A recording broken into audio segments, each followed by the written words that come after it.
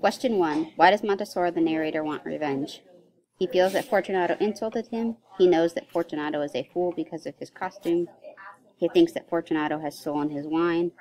He is jealous of Fortunato's knowledge of the Amontillado. He believes that Fortunato injured him. Question 2. How does Montesor trick Fortunato into joining him in his catacombs? He preys upon his insecurities by insulting him and making him doubt his self-worth. He lies about the content of his wine and tricks him into drinking poison. He flatters him by complimenting his fine carnival clothing. He preys upon his pride and vanity, pretending to need his expertise. He wraps his Rolex around him and drags him to the vaults.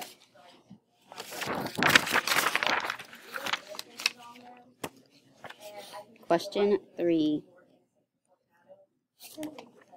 Is Montesor a reliable or unreliable narrator? Is the reader to believe, as Montesor does, that his revenge is justified? He is a reliable narrator because his plan was thought out and necessary. He is a reliable narrator because Fortunato was a fool and deserved his ending. He is a reliable narrator because readers can easily tell that his revenge is justified. He is an unreliable narrator because he lies about having been insulted and injured by Fortunato. He is an unreliable narrator because he drinks wine and finds joy in the suffering of others. He is an unreliable narrator because readers cannot determine whether or not his revenge is justified. Question 4. Montesor does many things to ensure the success of his plan. Below, select all the things Montesor did to secure his triumph. He kills everyone in the house so there are no witnesses. He carries out his plan during Carnival when there are no servants at his home. He practices his masonry and sword skills. He gives Fortunato plenty of wine to drink. He makes sure he takes Fortunato into the vaults when he already has a cold. He pretends to be Fortunato's friend. Question 5. Which word best describes Montesor? Cowardly, calculating, hapless, innocent, or forgiving? Question 6. Which word best describes Fortunato? Hapless, calculating, cowardly, innocent, or forgiving? Question 7. What is Fortunato's biggest character flaw? His love of wine, his trusting nature, his obsession with revenge, his taste in clothing, or his spiteful attitude? Question 8. Read the incomplete summary of the complete passage. Montesor vows to get revenge upon Fortunato.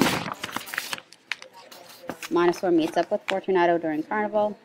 Montesor and Fortunato travel through Montesor's vaults looking for Amontillado. Montesor takes Fortunato in the niche in the vaults. What would number 5 be? Montesor builds a wall around Fortunato and kills him. Montesor imprisons Fortunato and leaves him for 50 years. Montesor stabs Fortunato with his rapier. Montesor chains Fortunato to the wall using chains and a padlock he stored in the vault. Or Fortunato gets drunk off Amontillado while Montesor gets his revenge. I don't know how this works. Question 9. Which of the following quotes best shows the mood of the story? My dear Fortunato, you are luckily met. How remarkably well you are looking today. But I received a pipe of what passes for Amontillado and I have my doubts. It was now midnight and my task was drawing to a close. I had completed the 8th, the 9th, the 10th tier. I finished a portion of the last and the 11th.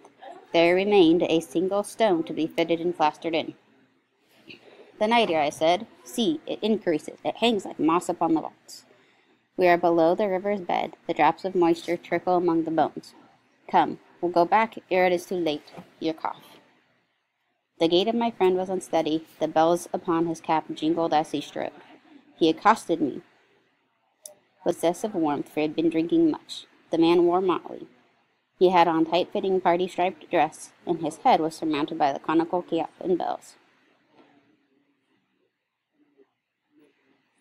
Number 10. Which sentence from the Cask of Amontillado best represents the climax of the story?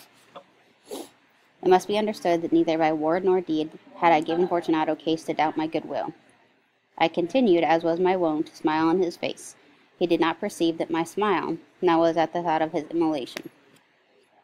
There were no attendants at home. They had been absconded to make merry in honor of time. I had told them that I should not return until morning, and had given them explicit orders not to stir from the house. These orders were sufficient, I know well, to ensure their immediate disappearance, one and all, as soon as my back was turned. As I said these things, I busied myself among the pile of bones which I have before spoken.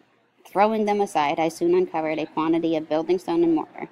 With these materials, and with the aid of my trowel, I began vigorously to wall up the entrance of the niche.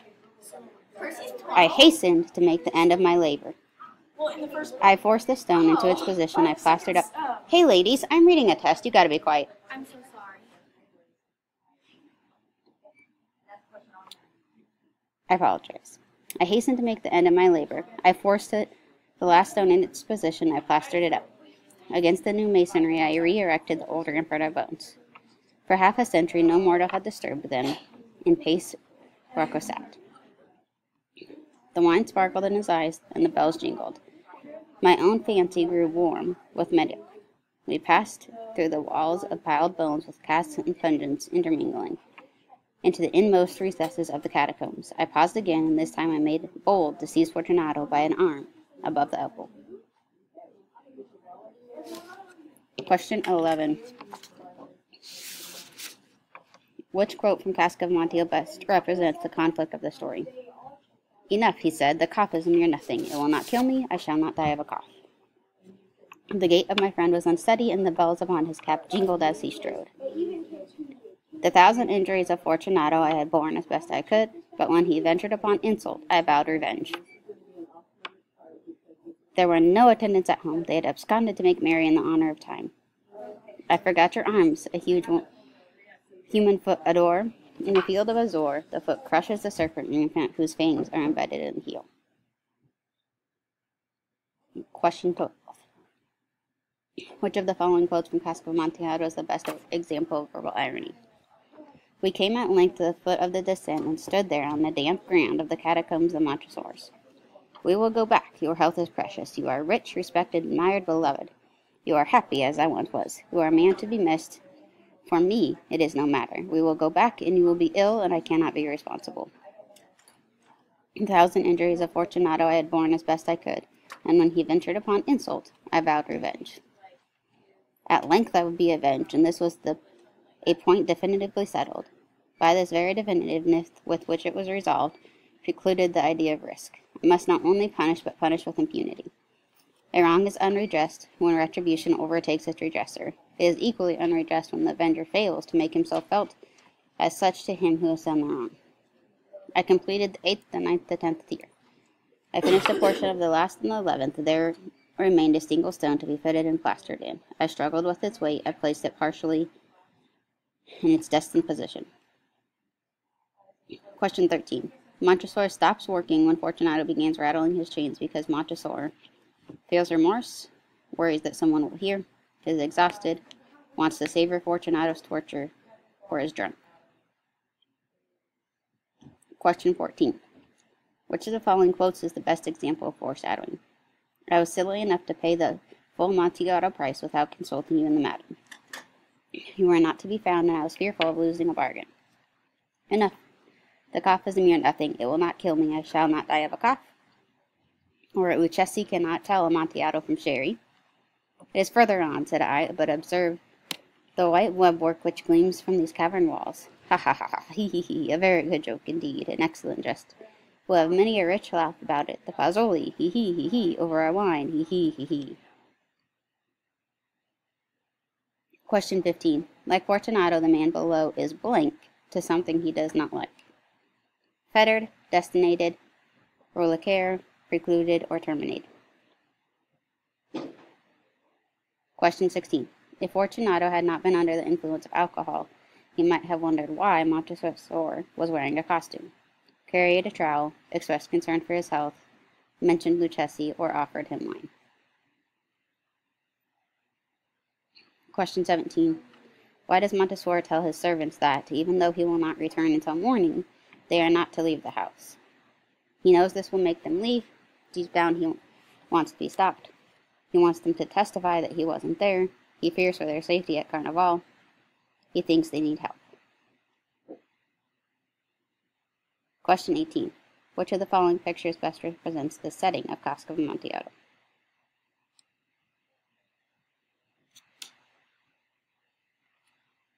Question 19. Who is the narrator of A Cask of Amontillado? Fortunato, Amontillado, Lazola, Edgar Allan Poe, or Montresor? The man in the picture below is wearing an outfit similar to Fortunato's. This is best known as Roulaquer, motley, flambeau, conical cap, or Amontillado. Question 21. What is ironic about Fortunato? He wants revenge on the narrator who wants revenge on him. His name means fortunate, and he is very unfortunate. He is wearing his costume, but he proves that he is not a fool. He is going into the narrator's vault, even though it's cold, or he thinks he knows a lot about wine, but can't identify Amontillado.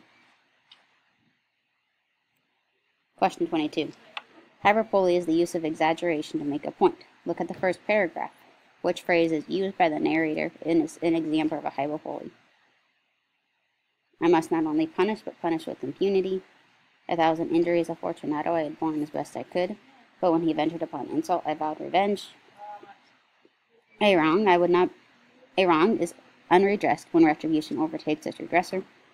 At length I would be avenged. This was a point definitely settled, but the very definitiveness with which it would be resolved precluded the idea of risk. You, who oh so well know the nature of my soul, will not suppose, however, that gave utterance to a threat. It is equally unredressed when the avenger fails to make itself felt as such to him who has done the wrong. Question 23. Fortunato, who has been out drinking and enjoying carnival, is wearing a clown's hat. Symbolically, why is this interesting and appropriate costume choice by the writer Edgar Allan Poe? He is dressed like a fool and he gets fooled and tricked. He is dressed like a jester and he jests and jokes. He is dressed like a comedian and is proven to be sensitive and fearful. He is dressed like a joker with a cone on his head and is proven to be a dunce. He is dressed like a clown and he is unsophisticated and comical. Question 24. Which vocabulary word best completes the following sentence? In literature, an author's theme is not blank. Readers have to figure it out on their own. Theme is not an endeavor, obstinate, explicit, accost, or niche.